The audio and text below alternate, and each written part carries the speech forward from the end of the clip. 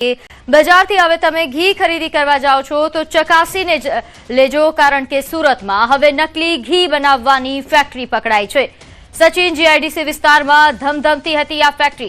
News 18 Gujarati પર આ exclusive સમાચાર તમે જોઈ રહ્યા છો।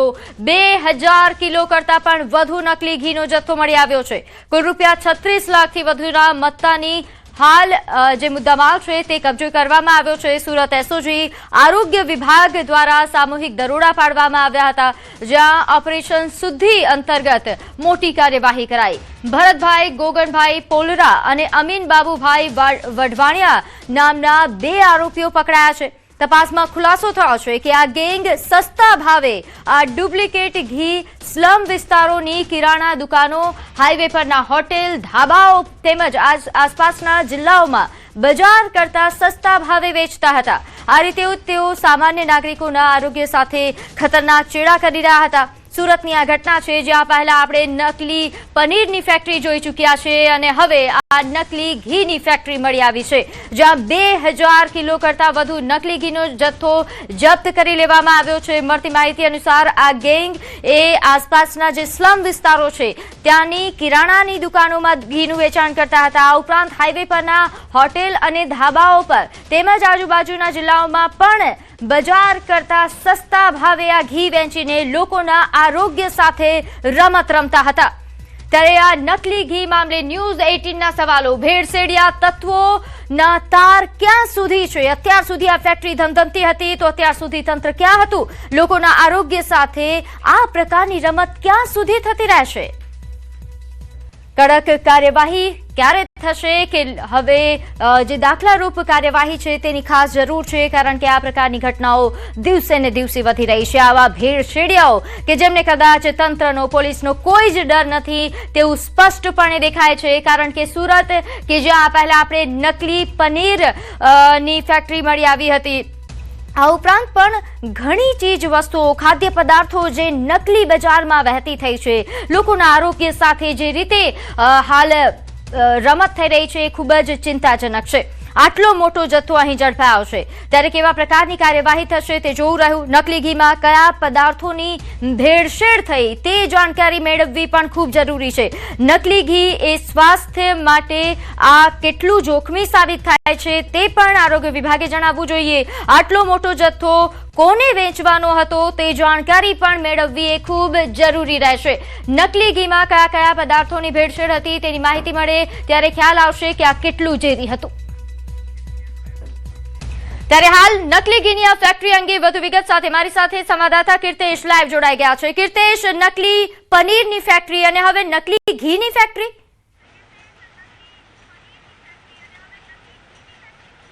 बिल्कुल सूरत में थोड़ो समय थायने नकली वस्तुनी फैक्टरीओ पकड़ाई है, त्यारे सूरत पोलीसे फरी एक वखत नकली घीनी फैक्टरी झड़पी पाड़ी है।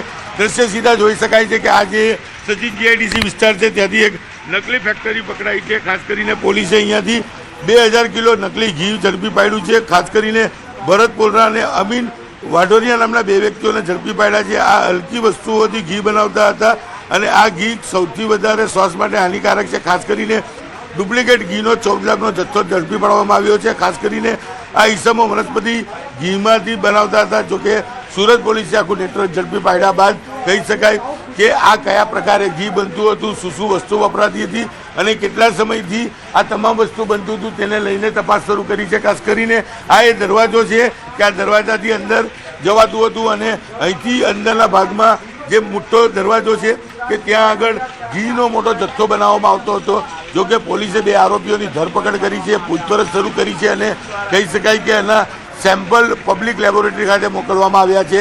સેમ્પલ આવ્યા બાદ જ ખબર પડશે કે આ ઘી સ્વાસ્થ્ય માટે કેટલું હાનિકારક છે, કેટલું નકલી છે। પણ કહી શકાય કે મોટા પ્રમાણમાં આ ઘી બનાવવામાં આવતું હતું અને જે પ્રકારે આ ઘીનો જથ્થો બનાવવામાં આવતો હતો, લાંબા સમયથી આ ઘી બનતું હોવાની જાણકારી મળી રહી છે। ત્યારે કહી શકાય પોલીસે મોટા પ્રમાણમાં મુદ્દામાલ કબજે કર્યો છે।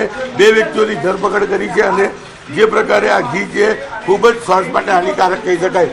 सूरत पोलीस कही शकाय नकली वस्तुओं पकड़वा माटे अलग अलग टीमों बनावी कामगीरी करती होय छे। त्यारे नकली पनीर बाद फरी एक वखत नकली घीनो मोटो जथ्थो झड़पायो छे। 2000 किलो घी साथे 2 लोकोनी धरपकड़ करी छे। जो कि પોલીસે તેમની પૂછપરછ શરૂ કરી છે અને કેટલા સમયથી ઘી બનાવતા હતા, કઈ બ્રાન્ડનું અને ક્યાં ક્યાં સપ્લાય કરતા હતા, તે દિશામાં પોલીસે હવે તપાસ શરૂ કરી છે. બિલકુલ. અને કીર્તેશ, જે રીતે આપે જણાવ્યું કે આ ઘીનો જથ્થો એ ખૂબ મોટા પ્રમાણમાં છે, એનો મતલબ સ્પષ્ટ થાય છે કે આ જે ફેક્ટરી છે ઘણા લાંબા સમયથી ધમધમતી હશે, તો જ આટલો મોટો જથ્થો એમણે તૈયાર કર્યો હોય, ઓર્ડર તૈયાર હશે, તેના માટે જ આ માલ તૈયાર કર્યો છે. તો અત્યાર સુધી તંત્ર ક્યાં હતું? શું તંત્ર નિંદ્રામાં હતું?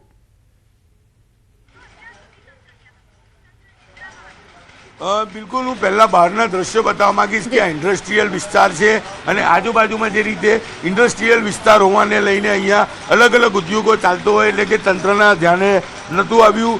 જે પ્રકારે આખો ઇન્ડસ્ટ્રીયલ વિસ્તાર છે અને આ વિસ્તારની અંદર એક પ્લોટની અંદર આ કામ ચાલતું હતું. પોલીસે જ્યારે રેડ કરી ત્યારે 2000 કિલો ઘી પકડી પાડ્યું છે, પણ પોલીસની પૂછપરછમાં હવે મોટા ખુલાસા થશે કે આ ઘી કેટલા સમયથી બનાવતા હતા, અત્યાર સુધીમાં કેટલો માલ બનાવી બજારમાં મોકલી આપ્યો છે. કારણ કે 2000 કિલો ઘીનો જથ્થો એ ખૂબ જ મોટો કહેવાય ને ઓર્ડર હશે તો જ આ ઘી બનાવવામાં આવ્યું હશે. એટલે કે કહી શકાય કે આરોપીઓ દ્વારા લાંબા સમયથી આ ઘી બનાવવાનું રેકેટ ચલાવવામાં આવતું છે. જો કે પોલીસની પકડમાં આવ્યા બાદ હવે પોલીસ પૂછપરછમાં મોટા ખુલાસા થશે, પણ અત્યારે જ્યારે પોલીસે રેડ કરી ત્યારે 2000 કિલો ઘી હતું. એટલે કે આ વ્યક્તિઓ લાંબા સમયથી આ પ્રકારે ઘી બનાવી માર્કેટમાં અલગ અલગ દુકાનોમાં સપ્લાય કરતા હોવાની વિગતો સામે આવી છે. ત્યારે કહી શકાય કે મોટા રેકેટનો પર્દાફાશ થયો. તેના આવું ઘી ચોક્કસ શ્વાસ માટે હાનિકારક હોય છે.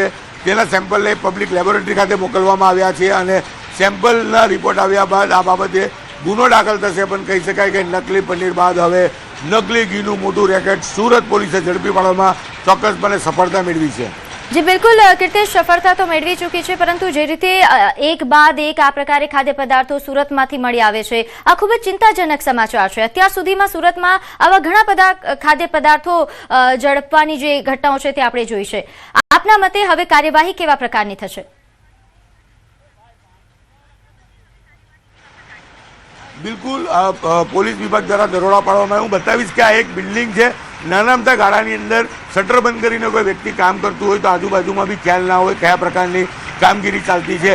નકલી પનીર, નકલી મસાલા, નકલી ઘી, નકલી ખાવાની વસ્તુ, નકલી ચીઝ, નકલી બટર, આ તમામ વસ્તુ સુરતમાંથી પકડાયું છે. એટલે કે ખાવાની તમામ વસ્તુઓની માંગ હોય છે અને જ્યારે માંગ વધારે હોય છે ત્યારે ખાસ કરીને એ નકલી વસ્તુ બનતી હોય છે. હું ફરી એક વખત અહીંના અંદરના દ્રશ્યો બતાવવા માંગીશ કે આ એ જગ્યા છે કે જ્યાં આગળ પોલીસે ગઈકાલે રેડ પાડી હતી અને 2 કિલો ઘી પકડી પાડવામાં આવ્યું છે. અહીંયા તમે જોઈ શકો છો કે જે કંપની છે તેનું નામ લખવામાં આવ્યું છે, તેનું એડ્રેસ લખવામાં આવ્યું છે, જીએસટી નંબર પણ લેવામાં આવ્યો છે. એટલે કે તમામ વસ્તુ કાયદેસર હોય છે. ત્યારે લોકોને ખબર નથી પડતી, તંત્રને નથી ખબર પડતી કે આ વસ્તુ નકલી છે, પણ પોલીસને એક ચોક્કસ બાતમી મળે છે અને બાતમીના આધારે રેડ કરવામાં આવી છે અને રેડ બાદ આ તમામ વસ્તુ કબજે કરવામાં આવી છે.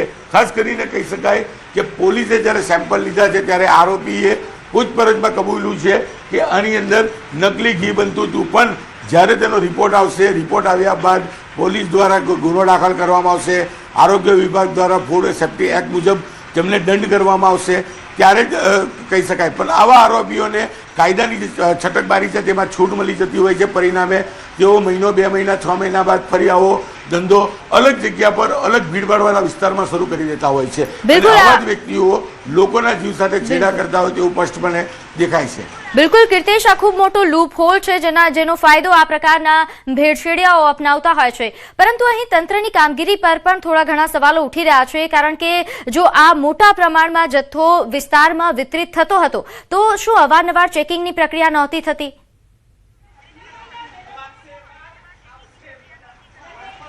બિલકુલ ચેકિંગની પ્રક્રિયા થાય છે. હું ફરી એક વખત દ્રશ્યો બતાવવાનો પ્રયાસ કરીશ અને કહીશ કે આ એક જગ્યા છે કે જ્યાં આગળ નકલી ઘી બનતું હતું. ફેક્ટરીના માલિક દ્વારા નામ આપવામાં આવ્યું છે, જીએસટી નંબર લેવામાં આવ્યો છે. એટલે કે ખ્યાલ આવતો નથી અને જ્યારે આવું જથ્થાબંધ કામ ચાલતું હોય ત્યારે આ વિસ્તારના ચોક્કસ અધિકારીઓની બેજવાબદારીને લઈને આવી ઘટના બનતી છે. આ તો એક ચોક્કસ બાતમી મળી, પોલીસ અહીંયા પહોંચી અને માલિકોની પૂછપરછ કરી છે ત્યારે આ સમગ્ર ઘટના સામે આવી. આવું તો સુરતના અલગ અલગ વિસ્તારોમાં ઘણી બધી જગ્યા પર નકલી વસ્તુ બનતી હોય છે, પણ જ્યારે તેના સેમ્પલ ફેલ થાય છે ત્યારે જ તંત્ર તેના પર કાર્યવાહી કરતી હોય છે. ચોક્કસ તંત્રના અધિકારીઓની કામમાં બેજવાબદારી છે, કારણ કે સરકારે એક નક્કી કરવું જોઈએ કે આ વિસ્તારનો જે અધિકારી છે તેની જવાબદારી નક્કી હોય ને એના વિસ્તારમાંથી પકડાય તો તેના પર લીગલ એક્શન લેવામાં આવે તો અધિકારીઓ પોતાની જવાબદારી ઈમાનદારીપૂર્વક નિભાવશે. પણ અધિકારીઓ જવાબદારી નથી નિભાવતા, પરિણામે આવી ઘટનાઓ સામે આવે છે. આ પહેલી ફેક્ટરી નથી સુરતમાંથી ઘીની પકડાવી. ટૂંક સમય પહેલા સુરતના અમરોલી વિસ્તારમાં પાંડેસરા વિસ્તારમાંથી પણ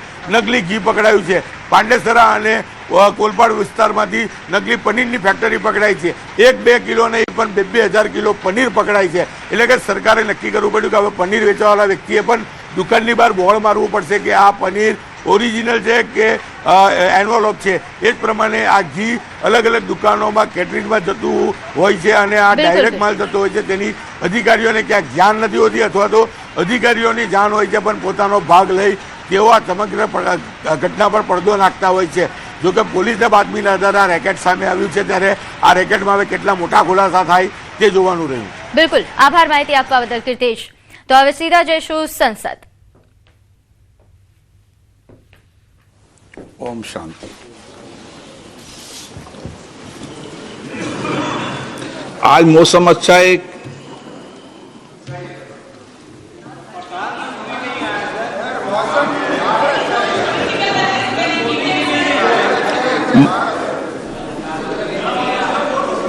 बोलना है माननीय सदस्य,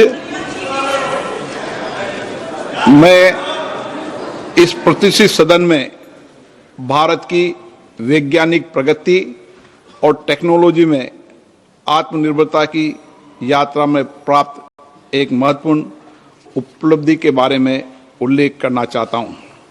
दिनांक 6 अप्रैल 2026 को भारत ने तमिलनाडु के कलपक्कम में एक महत्वपूर्ण वैज्ञानिक उपलब्धि हासिल की।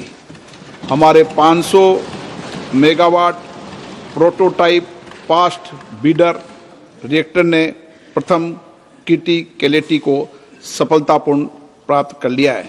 ये इस बात का प्रतीक है कि रिएक्टर में नियंत्रित और सतत न्यूक्लियर चेन रिएक्शन की शुरुआत हो गई है। माननीय सदस्यगण, ये केवल एक तकनीकी उपलब्धि नहीं बल्कि एक महान राष्ट्रीय उपलब्धि भी है। 2 दशकों से अधिक की निर्माण अवधि में ये हमारे हजारों वैज्ञानिकों, इंजीनियरों, उद्योगों और परमाणु ऊर्जा विभाग की कई यूनिट के निरंतर प्रयासों का सफल परिणाम है। इस ऐतिहासिक उपलब्धि से न्यूक्लियर एनर्जी मिशन को प्रोत्साहन मिला है और माननीय प्रधानमंत्री नरेंद्र मोदी द्वारा घोषित वर्ष 2070 तक नेट जीरो एमिशन लक्ष्य को हासिल करने की भारत की वैश्विक प्रतिबद्धता को भी मजबूती मिली है। मार्च 2024 में माननीय प्रधानमंत्री जी PFBR के कोल्ड लोडिंग कार्यक्रम में भी शामिल हुए थे। हमारे सीमित यूरेनियम संसाधनों और समृद्ध थोरियम भंडारों का विवेकपूर्ण उपयोग करने के लिए भारत की न्यूक्लियर रणनीति की 3 चरणों में परिकल्पना की गई है। वर्तमान में चल रहे फर्स्ट स्टेज में प्रेस्टाइट हैवी वाटर रिएक्टर में प्राकृतिक यूरेनियम का उपयोग होता है। इसमें बाई प्रोडक्ट के रूप में प्लूटोनियम प्राप्त होता है। PFBR के सफल संचालन के साथ ही भारत ने सेकेंड स्टेज की दिशा में एक ऐतिहासिक कदम उठाया है। इस स्टेज में हम अधिक न्यूक्लियर ईंधन का उत्पादन करने के लिए फास्ट बीडर रिएक्टर में प्लूटोनियम उपयोग करेंगे। परंपरागत रिएक्टर की तुलना में एक फास्ट बीडर रिएक्टर में अपनी ईंधन खपत के मुकाबले ज़्यादा ईंधन का उत्पादन करने की विशिष्ट क्षमता होती है। हमारी थर्ड स्टेज थोरियम यूरेनियम पर आधारित रिएक्टर होगा। इससे ऊर्जा का सतत और दीर्घकालीन भविष्य सुनिश्चित होगा। ऐसे समय में जब भारत की ऊर्जा की जरूरतें तेजी से बढ़ रही है, हम स्वच्छ ऊर्जा के लिए पूरी तरह प्रतिबद्ध हैं। न्यूक्लियर पावर एक ऐसा स्रोत है जो हमें भरोसेमंद 24 घंटे और कम कार्बन वाली बिजली उपलब्ध कराता है। सभी हितधारकों के लिए सिविल न्यूक्लियर ऊर्जा सेक्टर को खोलने के लिए इसी सदन ने दिसंबर 2025 में शांति एक्ट पारित किया था। राष्ट्रव्यापी दृष्टिकोण के साथ हम 100 गीगावाट न्यूक्लियर ऊर्जा के लक्ष्य को हासिल करने की दिशा में सक्रिय रूप से आगे बढ़ रहे हैं। PFBR के क्रिटिकलिटी हासिल करने के साथ ही भारत ने लंबे समय से परिकल्पित इस प्रोग्राम के दूसरे चरण में प्रवेश कर लिया है। PFBR भारत के निरंतर प्रयास, इनोवेशन और राष्ट्रीय प्रतिबद्धता का गौरवपूर्ण साक्षी है। यह हमारी वर्तमान क्षमताओं को भविष्य की अधिक सतत और आत्मनिर्भर न्यूक्लियर ऊर्जा से जोड़ने वाली एक महत्वपूर्ण कड़ी है। ये उपलब्धि पूरी तरह स्वदेशी प्रयास के द्वारा हासिल की गई है। ये reactor Indira Gandhi atomic research centre द्वारा डिजाइन किया गया है। इसे nuclear power corporation of India limited ने बनाया है। इसमें अन्य भारतीय उद्योगों की भी महत्वपूर्ण भागीदारी है। यह हमारे वैज्ञानिकों के इकोसिस्टम और राष्ट्रीय सहभागिता की शक्ति का गौरवशाली प्रतीक है। माननीय सदस्य, इस उपलब्धि के साथ ही भारत इस एडवांस टेक्नोलॉजी में विशेषज्ञता हासिल करने वाले चुनिंदा देशों में शामिल हो गया है। इसने राष्ट्र को एक ऐसे राष्ट्र के रूप में स्थापित किया है जो जटिल और फ्रंटियर टेक्नोलॉजीज को पूरे आत्मविश्वास और आत्मनिर्भरता के साथ विकसित और उपयोग करने में सक्षम है। इससे महत्वपूर्ण बात यह है कि इस उपलब्धि से अपनी क्षमताओं पर भरोसा करने वाले और एक सुरक्षित, सतत एवं आत्मनिर्भर भविष्य के निर्माण पर जोर देने वाले देश का विश्वास दिखाई देता है। इसके अलावा PFBR के सफल संचालन से देश में न्यूक्लियर ऊर्जा का विस्तार आसान होगा और हम अपने कार्यक्रम के तीसरे चरण की ओर तेजी से बढ़ पाएंगे। इससे एडवांस रिएक्टर टेक्नोलॉजी, ईंधन साइकिल सिस्टम और हाई एंड इंजीनियरिंग में नए अवसर खुलेंगे।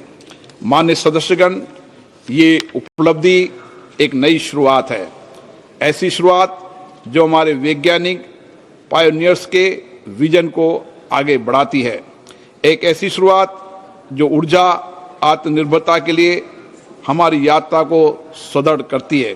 एक ऐसी शुरुआत जो हमें विकसित भारत के लक्ष्य के निकट लाती है। ये एक ऐसा पल है जो हमारे समग्र भविष्य को आकार देने और हमारी साझा आकांक्षाओं को पूरा करने वाली विज्ञान और तकनीकी शक्ति में हमारे भरोसे को मजबूत बनाता है। PFBR के नियंत्रित चेन रिएक्शन की पहली चिंगारी केवल ऊर्जा उत्पादन क्षेत्र की उपलब्धि ही नहीं है, बल्कि आने वाली पीढ़ियों के उज्जवल भविष्य का संकेत है। मैं आज इस सदन की ओर से इस उपलब्धि को संभव बनाने वाले वैज्ञानिकों, इंजीनियरों, टेक्नीशियन और इंडस्ट्री पार्टनर और सभी हितधारकों को के समर्पण और परिश्रम की सराहना करता हूं।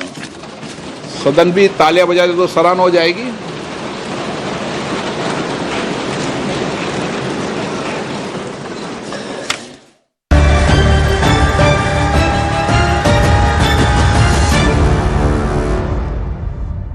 ફોર્મ ભરવાના અંતિમ દિવસે વડોદરા કોંગ્રેસના ઉમેદવાર ગુમ થઈ જતા કોંગ્રેસ નેતાઓએ મચાવ્યો હોબાળો।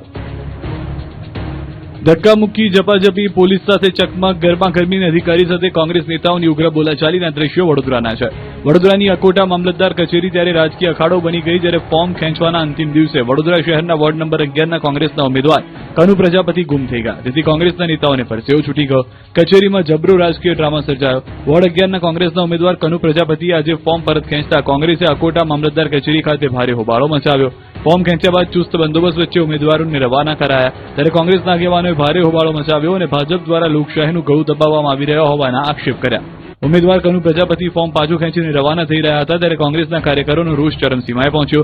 તેઓએ કનુ પ્રજાપતિ વિરુદ્ધ પણ નારેબાજી કરી તો કનુ પ્રજાપતિને લઈને જે વ્યક્તિ આવ્યા હતા તે પોતાની કાર મારફતે ભાગી રહ્યા હતા, તેઓની કારના કાચ પણ તોડવામાં આવ્યા। કચેરીની અંદર પણ કોંગ્રેસના નેતાઓ અને પોલીસ વચ્ચે ચકમક થઈ ગઈ, અધિકારીઓને પણ ઘેરી લીધા। આ તકે વડોદરા શહેર કોંગ્રેસના પ્રમુખ ઋત્વિજ જોશીના આરોપ લગાવ્યા છે કે કોંગ્રેસના 10 ઉમેદવારોને તોડવાનો પ્રયાસ થયો।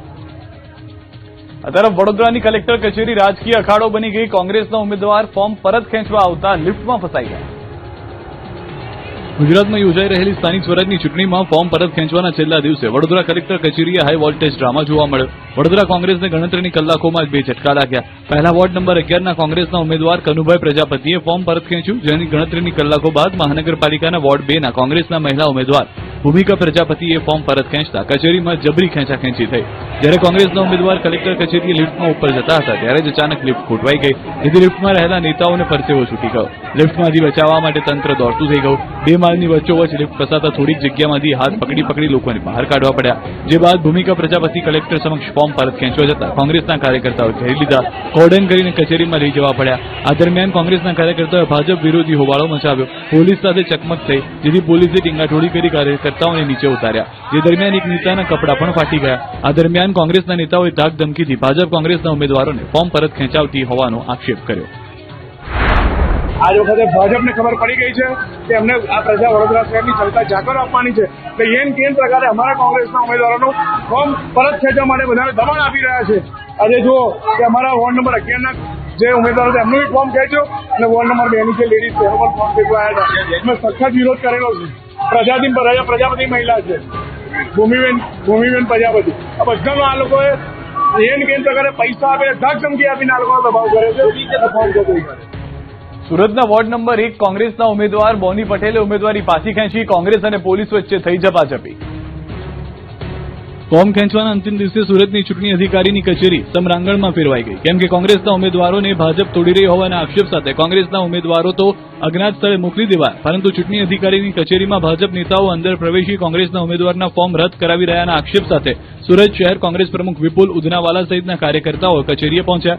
ભાજપના કાર્યકર્તાઓને કચેરીમાંથી બહાર કાઢવા માંગ કરી. સાથે જ કોંગ્રેસના નેતાઓને ચૂંટણી અધિકારીની ઓફિસની અંદર પ્રવેશ આપવામાં ન આવતા મામલો બિસ્ક્યો અને કચેરી બહાર કોંગ્રેસના કાર્યકર્તાઓએ ભારે હોબાળો મચાવ્યો. ચૂંટણી અધિકારીની કચેરી ખાતે ઘર્ષણ થયું, બાકાઝીકી બોલી ગઈ. કોંગ્રેસ શહેર પ્રમુખ વિપુલ ઉદનાવાલાએ પોલીસ તંત્ર અને ભાજપ પર આકરા પ્રહાર કરતા સનસનીખેજ આક્ષેપ કર્યા. વોર્ડ નંબર 1ના કોંગ્રેસના ઉમેદવાર બોની પટેલને પોલીસ સ્ટાફ અને ભાજપના એજન્ટો જબરજસ્તીથી ઘરેથી ઉંચકી લાવ્યા છે, ધમકી આપી રહ્યા છે. ભારે હોબાળા વચ્ચે સુરતના વોર્ડ નંબર 1ના કોંગ્રેસના ઉમેદવાર બોની પટેલે ઉમેદવારી પાછી ખેંચી હતી.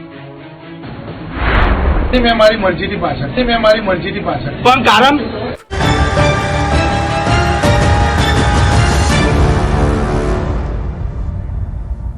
વિરામ બાદ આપનું સ્વાગત છે. આગળ વાત કરીએ. સ્થાનિક સ્વરાજની ચૂંટણીને ધ્યાનમાં રાખીને મહીસાગર જિલ્લા પોલીસ સંપૂર્ણ એલર્ટ મોડ પર છે. રાજસ્થાન સાથે જોડાતી મહીસાગર જિલ્લાની 4 ચેકપોસ્ટ પર ચાંપતો પોલીસ બંદોબસ્ત ગોઠવી દેવામાં આવ્યો છે અને સઘન ચેકિંગ હાથ ધરવામાં આવ્યું છે. ચૂંટણી દરમિયાન મતદારોને લલચાવવા માટે વિદેશી દારૂ જેવા પ્રલોભનો આપવામાં આવતા હોવાની શક્યતાઓને ધ્યાનમાં રાખીને આ ખાસ વ્યવસ્થા કરવામાં આવી. ખાસ કરીને રાજસ્થાનમાંથી બુટલેગરો દ્વારા ગુજરાતમાં દારૂની હેરાફેરીને રોકવા માટે પોલીસ સતર્ક બની છે. સરહદી વિસ્તારોમાં સીસીટીવી સર્વેલન્સ સાથે સતત નજર રાખવામાં આવી રહી છે. રાઉન્ડ ધ ક્લોક પેટ્રોલિંગ સાથે દરેક વાહન અને માલ સામાનની ચોકસાઈપૂર્વક તપાસ કરવામાં આવી રહી છે. આ ઉપરાંત બોર્ડર વિસ્તારના નાના પગદંડી માર્ગો પર પણ સતત મોનિટરિંગ કરવામાં આવશે. સંવેદનશીલ વિસ્તારોમાં ઉચ્ચ અધિકારીઓને તૈનાત કરી જિલ્લામાં શાંતિપૂર્ણ માહોલ જળવાઈ રહે તે માટે પ્રયાસો હાથ ધરાયા. સમગ્ર ચૂંટણીમાં સુશાસન તેમજ કાયદો વ્યવસ્થા જળવાઈ રહે તે કડક પગલાં અને કડક ચેકિંગ કરવામાં આવે છે. કુલ 8 પોસ્ટો જે ચેકપોસ્ટો આવેલી છે જિલ્લામાં, દાહોદ જિલ્લામાં જોડાયેલી જે ચેકપોસ્ટ છે એમાં પણ પોલીસ સઘન કામગીરી કરી રહી છે. તો સિદ્ધપુર નગરપાલિકાની આગામી સ્થાનિક સ્વરાજની ચૂંટણીમાં રાજકીય માહોલ ગરમાયો છે, જેમાં ભાજપનો અત્યારથી જ દબદબો જોવા મળી રહ્યો છે. વોર્ડ નંબર 7 અને 8માં ભાજપના 3 ઉમેદવારો બિનહરીફ વિજેતા જાહેર થતા પક્ષમાં ઉત્સાહનો માહોલ છે, જ્યારે બીજી તરફ કોંગ્રેસના સુપડા સાફ થતા હોય તેવું જણાઈ રહ્યું છે. ખાસ કરીને વોર્ડ નંબર 1, 7 અને 8માં કોંગ્રેસે એક પણ ઉમેદવાર મેદાનમાં ન ઉતારતા હવે મોટાભાગની બેઠકો પર ભાજપ અને અપક્ષ ઉમેદવારો વચ્ચે સીધો જંગ ખેલાશે.